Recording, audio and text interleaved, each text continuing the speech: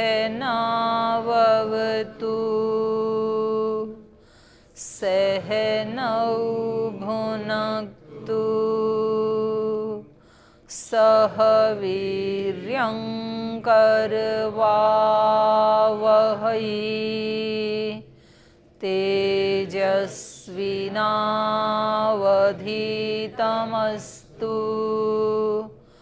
मा विद्विषावहै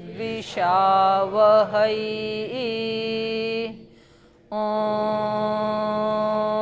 शान्ति शान्ति शान्तिः। कल हम चर्चा कर रहे थे पाकज प्रकरण की, जो पंचभूत हैं और उनके जो गुण हैं अलग अलग, तो उनमें जो 4 हैं गुणों की चर्चा कर रहे थे 24 गुणों में।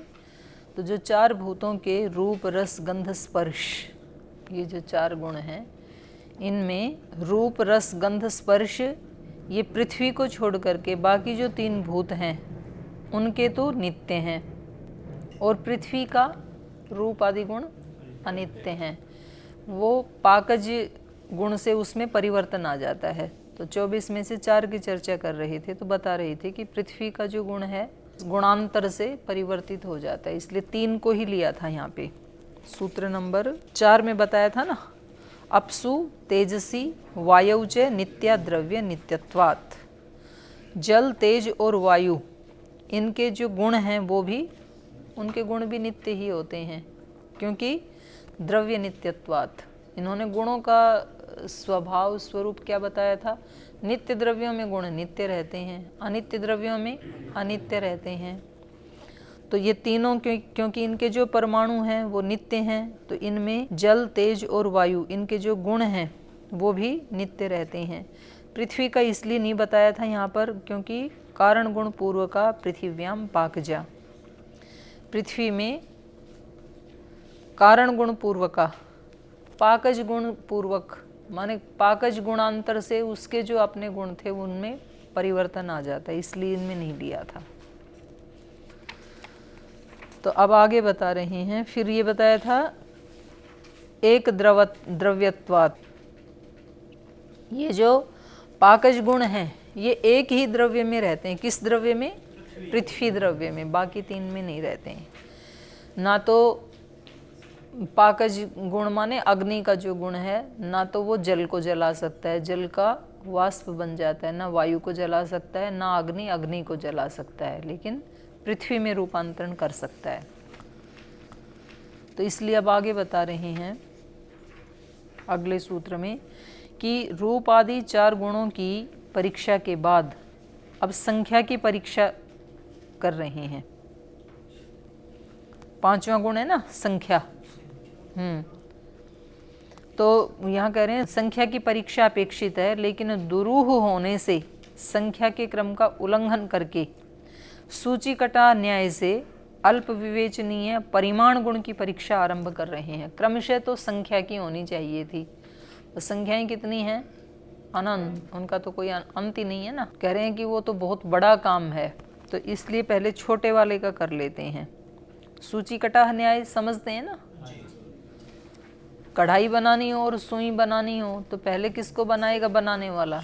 चलो सुई को बना के निपटा देते हैं, बाद में कढ़ाई बनाते रहेंगे, वो बड़ा काम है, तो छोटे काम को पहले कर लेते हैं। तो इसलिए अल्प विवेचनीय होने से पहले परमाणु की परीक्षा प्रारंभ कर रहे हैं।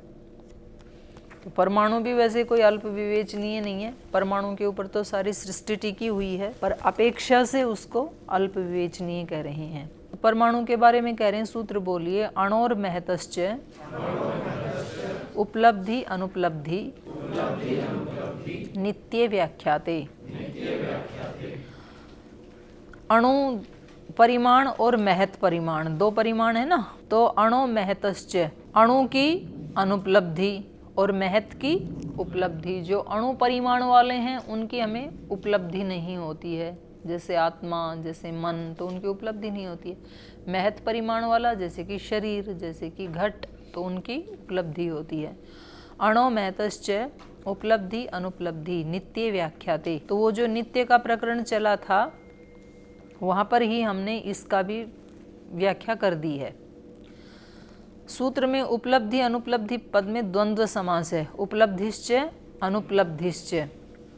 तो यहाँ पर कह रहे हैं उपलब्धि शब्द में अल्प अच होने से उसका पहले प्रयोग कर लिया। अणु की अनुपलब्धि होती है तो अनुपलब्धि शब्द पहले आना चाहिए था ना क्रमशः, और महत की उपलब्धि होती है तो उपलब्धि बाद में आना चाहिए था, लेकिन अल्पाच तरम जिसमें कम अच होते हैं उसका प्रयोग द्वंद्व समास में पहले किया जाता है, तो इस कारण से इसका पहले प्रयोग हो गया उपलब्धि का। नित्य का अर्थ है, नित्य इस शब्द में अगर इसको प्रथमा का द्विवचन माने तो भी रूप वही बनेगा, और सप्तमी का एक वचन माने तो भी वही रूप बनेगा। तो प्रथमा के द्विवचन माने तो अर्थ होगा कि अणु की नित्य, नित्य माने सदा, अनुपलब्धि, और महत परिमाण वाले द्रव्य के नित्य उपलब्धि। तो दो पदार्थ हैं, इसलिए प्रथमा का द्विवचन आ गया नित्य में, ठीक है, नित्यम नित्य नित्यानि। और सप्तमी के एक वचन में अर्थ होगा कि इसकी व्याख्या नित्यत्व प्रतिपादक चतुर्थ अध्याय में हमने कर दी है महत और अणु की, तो दोनों अर्थ ठीक है यहाँ पर। अब सूत्रकार महत का स्वरूप और उसका कारण बताते हैं। पहले महत को ले रहे हैं, तो महत के बारे में कह रहे हैं कारण बहुत्वाच्य, इसके कारण बहुत होते हैं। महत है उसके कारण कितने होंगे, बहुत होंगे, तभी तो महत बना वो। तो बहुतों अवयवों के मेल से जब एक द्रव्य उत्पन्न होता है तो उसके अवयवों के बहुत्व से उसमें महत परिमाण उत्पन्न होता है, अर्थात सारे अवयव मिलकर महत परिमाण को उत्पन्न करते हैं, और महत परिमाण दृष्टि के योग्य हो जाता है, तब उसकी प्रत्यक्षता या उपलब्धि होती है। लेकिन महत परिमाण वाले तो आकाश, काल, दिशा, परमात्मा ये भी हैं, लेकिन उनके कोई अवयव नहीं हैं। तो अवयवों के प्रचय से रहित होने के कारण नित्य महत परिमाण वाले द्रव्य हैं, वो नित्य महत ही रहते हैं। बाकी जो हैं वो जैसे घड़ा है, महत परिमाण वाला तो है, लेकिन ये बहुत सारे अवयवों से मिलके बना है, और जब उनका विखंडन हो जाएगा तो महत परिमाण वाला नहीं रहेगा। लेकिन काल, आकाश, परमात्मा, दिशा ये नित्य ही महत परिमाण वाले हैं, क्योंकि वो किसी परमाणु से नहीं बने हैं, तो उनका कहीं खंडन भी नहीं होगा, विभाग भी नहीं होगा। ये महत का बताया। अब अणु परिमाण के विषय में बता रहे हैं। अतो विपरीतम अणु, इस महत से विपरीत जो है वो अणु है। महत तो अनेक अवयवों से मिलके बना था, ये एक ही होता है, ये अनेक से मिलके नहीं बनता है, वो उसकी उपलब्धि होती है, इसकी उपलब्धि नहीं होती है। तो महत परिमाण से, अतः माने महत परिमाण से विपरीत, उल्टा अणु परिमाण होता है। इस महत परिमाण से विपरीत लक्षण वाला अणु परिमाण होता है, अर्थात बहुत से कारणों के प्रचय से न होने के कारण परिमाण अणु ही रहता है। परमाणु में यह अणु परिमाण नित्य होता है, ये भी नित्य होता है। जैसे आकाश आदि में महत परिमाण नित्य होता है, ऐसे ही अणु परिमाण किस में नित्य रहता है, परमाणु में। जैसे मन भी अणु परिमाण वाला है, पर वहाँ पर वो अणु परिमाण नित्य नहीं है। प्रलय अवस्था में मन तो अपने कारण में लय हो जाएगा, लेकिन जो परमाणु है उसका कभी भी नाश नहीं होता है। तो अणु परिमाण नित्य कहाँ है, परमाणु में। परमाणु में यह अणु परिमाण नित्य है, और द्व्यणुक में अणु परिमाण अनित्य है, क्योंकि द्व्यणुक का तो विखंडन हो जाएगा ना। तो द्व्यणुक में अणु परिमाण अनित्य होते हुए भी परमाणुगत द्वित्व से उत्पन्न होता है, परंतु महत परिमाण कारणों के बहुत्व से उत्पन्न और अनित्य होता है। महत परिमाण जो है वो कारणों के बहुत्व से उत्पन्न होता है, उसमें बहुत सारे कारण होते हैं, इसलिए वो अनित्य है महत परिमाण। यदि अणुत्व महत्व से विपरीत होता है तो फिर अणुत्व और महत्व इकट्ठे नहीं रह सकते। विपरीत है तो इकट्ठे नहीं रह सकते, लेकिन लोक में तो इकट्ठे प्रतीत होते हैं। जैसे चने के दाने से आंवला बड़ा है, लेकिन अनार से आंवला छोटा है, तो उसकी दृष्टि से, अनार की दृष्टि से तो आंवला क्या है, अणु परिमाण, और चने की दृष्टि से महत परिमाण। आंवला तो एक ही है। तो एक ही जगह दोनों देखे जा रहे हैं। अगर विपरीत हैं तो एक में नहीं मिलने चाहिए। तो इसका उत्तर दे रहे हैं अणु महद इति तस्मिन् विशेष भावात् विशेष अभावाच्च। अणु महत इति, अणु और महत ये तस्मिन्, तस्मिन् माने उस परिमाण में, विशेष भावात् विशेष अभावाच्च, विशेष भाव होने से और विशेष अभाव होने से। अर्थात जिस प्रकार आंवला चने से महत है किंतु कटहल या तरबूज या अनार से अणु होता है, परंतु एक ही वस्तु में ये अणु महत का सापेक्ष व्यवहार लौकिक प्रत्यक्ष ग्राह्य महत में ही होता है। जो लौकिक दृष्टि से जो महत हैं या अणु हैं, लौकिक दृष्टि से ही ये व्यवहार हो पाएगा, यथार्थ में नहीं होगा। यथार्थ में वहाँ अणु परिमाण की संभावना नहीं होती। जैसे चना है ना, तो चना कभी भी अणु परिमाण वाला नहीं हो सकता है। सैद्धांतिक रूप से हमेशा चना महत परिमाण वाला ही है, पर लौकिक दृष्टि से हम मान लेते हैं कि ये आंवले से अणु है। यथार्थ में वहाँ अणु परिमाण की संभावना नहीं होती, क्योंकि अपकर्ष हो या न हो वहाँ महत परिमाण तो विद्यमान रहता ही है।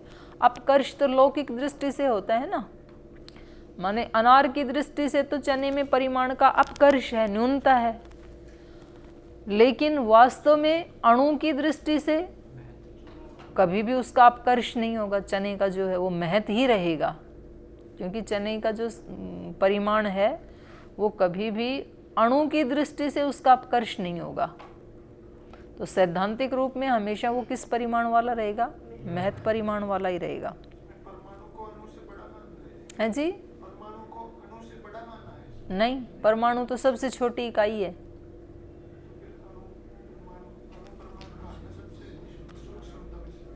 और उसी को परमाणु को ही अणु कह रहे हैं यहाँ पे।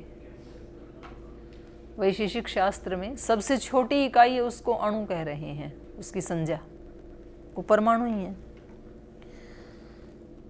तो यथार्थ में वहाँ अणु परिमाण की संभावना नहीं है, क्योंकि अपकर्ष उसमें हो या ना हो, लेकिन वहाँ महत परिमाण तो हमेशा विद्यमान रहता ही है। अपकर्ष तो कोई दूसरा उससे बड़ा होगा तो होगा ना अपकर्ष।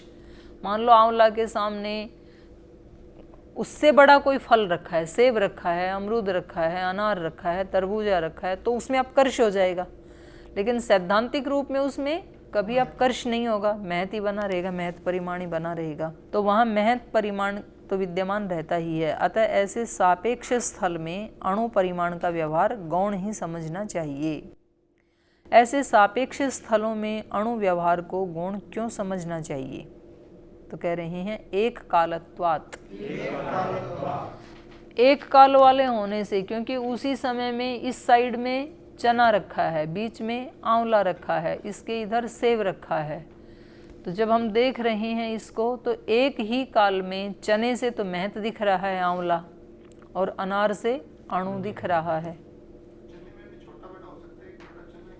हाँ, हो सकता है वो कोई दिक्कत नहीं है, छोटा रखो या बड़ा रखो, आंवला से वो छोटा ही होगा, लेकिन ठीक है। हाँ, हो सकता है, उसमें भी हो सकता है।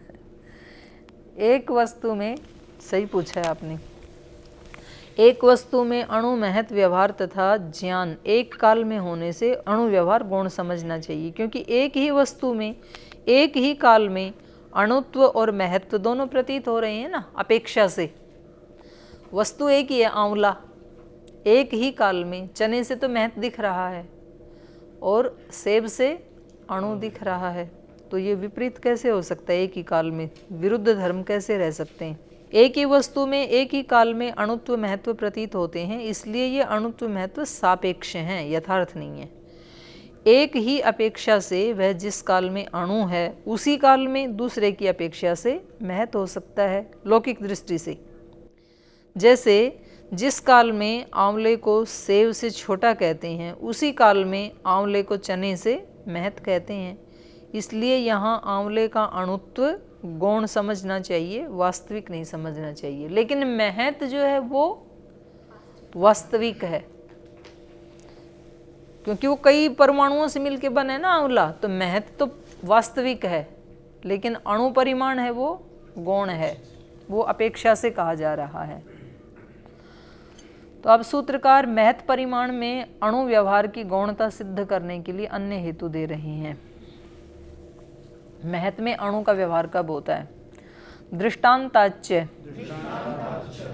दृष्टांत से भी जो अणु है वह महत, और जो महत है वह अणु कभी नहीं हो सकता। फिर भी अपेक्षाकृत छोटा परिमाण होने से महत में जो अणु व्यवहार होता है, माने आंवला वास्तव में तो महत परिमाण वाला है, या चना वास्तव में तो महत परिमाण वाला है, लेकिन उसमें जो अणु व्यवहार होता है उसको गौण ही समझना चाहिए। तो आगे ये इसके उदाहरण दिखा रहे हैं। आंवले के एक और सरसों का दाना, दूसरी ओर तरबूजा रखो, पर वह आंवला एक ही समय में तरबूजे से अणु किंतु सरसों के दाने से महत होता है। भारत से चीन की सेना छोटी लेकिन पाकिस्तान की सेना से महत। तमालवल की अपेक्षा पदम वन में अधिक सुगंधी है, चंदन वन की अपेक्षा कम है। भैंस हाथी से छोटी है लेकिन बकरी से बड़ी है, तो ये सापेक्ष है ना, लौकिक। अमरूद से सेब अधिक मीठा है लेकिन खजूर से कम मीठा है। तो इन सब आपेक्षिक दृष्टांतों से स्पष्ट है कि महत में अणु व्यवहार गौण है, वास्तविक नहीं है। लेकिन महत में महत परिमाण जो है वो वास्तविक है, वो महत परिमाण से कभी भी खंडित नहीं होगा। चना है या सरसों है, जो भी है। अब सरसों दूसरे की दृष्टि से अणु हो सकता है, लेकिन सैद्धांतिक दृष्टि से सरसों हमेशा क्या है? महत परिमाण वाला ही है जी। गुण से भी महत अणु दिखा रहे हैं। अमरूद से सेब अधिक मीठा है, खजूर से कम है। हाँ, गुण में भी सापेक्षता से कह रहे हैं। मतलब ये जो कम ज्यादा कहा जाता है ना, तो ये लौकिक अपेक्षा की दृष्टि से कह रहे हैं। अब सूत्रकार परिमाण में परिमाणांतर का निषेध कर रहे हैं। परिमाण एक गुण है ना, और गुण गुणों में नहीं रहते हैं, कर्म भी कर्म में नहीं रहते हैं। ये पहले यद्यपि बता चुके हैं, पर यहाँ परिमाण गुण को लेकर के विशेष रूप से कह रहे हैं। तो अणुत्व महत्वयो अणुत्व महत्व भावः कर्म गुणई व्याख्यातः।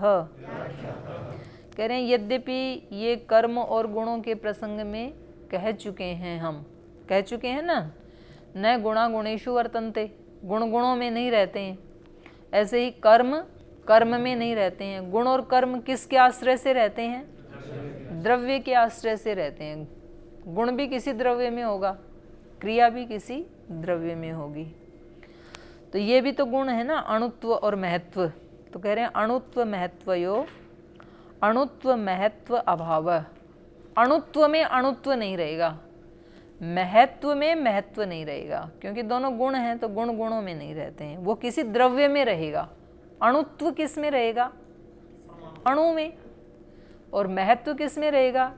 किसी महत द्रव्य में। तो अणु और महत परिमाणों में अणु और महत परिमाण का अभाव कर्म और गुणों के द्वारा व्याख्यात समझना चाहिए। जब हमने कर्म और गुणों में कहा था कि कर्म कर्म में नहीं रहते, गुण गुणों में नहीं रहते, उसी में हमने ये भी कह दिया, ऐसे समझ लेना चाहिए। जैसे उत्क्षेपण आदि कर्मों में उत्क्षेपण आदि कर्म तथा रूप आदि गुणों में रूप आदि गुण नहीं रहते, या जैसे कर्मों और गुणों में गुण नहीं रहते, कर्म और गुण सदा द्रव्य के ही आश्रित रहते हैं, वैसे ही अणु परिमाण और महत परिमाण में अणु परिमाण भी नहीं रहता, महत परिमाण भी नहीं रहता। आप कहते हैं कि कर्म और गुणों में कर्म और गुण नहीं होते, किंतु वह जाता है और शीघ्र जाता है या धीरे जाता है। तो यहाँ गुणों में गुण तो हो गए ना, यहाँ पहली गति में दूसरी गति और शीघ्रता रूपी गुण दिखाई दे रहा है। पहले तो गति एक क्रिया है, और उस गति में गुण कौन सा दिख रहा है? शीघ्र जाता है, ये एक गुण है। तो कर्म में गुण हो गया ना।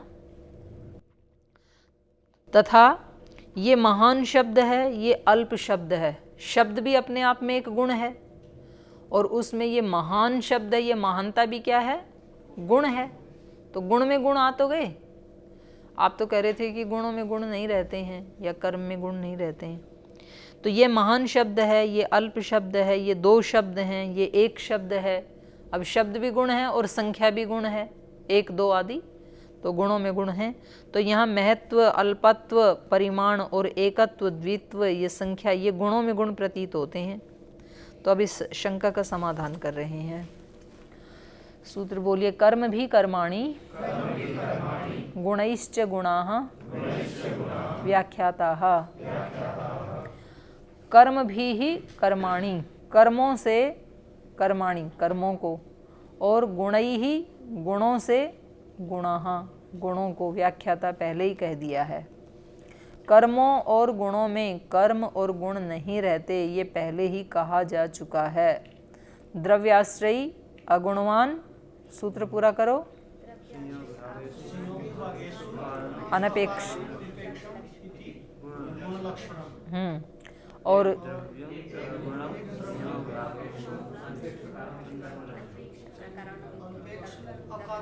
गुण वैधर्म्यात् न कर्मणाम कर्म, गुणों से वैधर्म्य होने के कारण न कर्मणाम कर्म, कर्मों में कर्म भी नहीं रहते हैं। गुणों में गुण नहीं रहते हैं, कर्मों में कर्म नहीं रहते हैं। गुणों से गुण संबद्ध नहीं होते और क्षणिक होने के कारण कर्म भी कर्म से संबद्ध नहीं होते। कर्म कैसे हैं? क्षणिक है, एक क्षण में उत्पत्ति होती है, दूसरे क्षण में ठहरता है कर्म, तीसरे क्षण में नष्ट हो जाता है। तो वो उसका स्थिरत्व हो तब तो वो कहीं रहे दूसरे में, वो तो नष्ट ही हो जाता है अगले क्षण। तो इसलिए कहा गुणों से गुण संबद्ध नहीं होते और क्षणिक होने के कारण कर्म भी कर्म से संबद्ध नहीं होता। ये तो द्रव्य के ही आश्रित रहते हैं गुण और कर्म। शंका में जो शीघ्र गति और महत इन शब्दों का उदाहरण दिया, वहाँ वस्तुतः पहली गति में दूसरी गति नहीं है। पहले वाली गति अलग थी, दूसरे वाली गति अलग है। पहले वाली में दूसरी मिक्सअप नहीं हुई। पहले जो धीरे जा रहा है, फिर का शीघ्र जा रहा है, तो दोनों गति अलग है ना।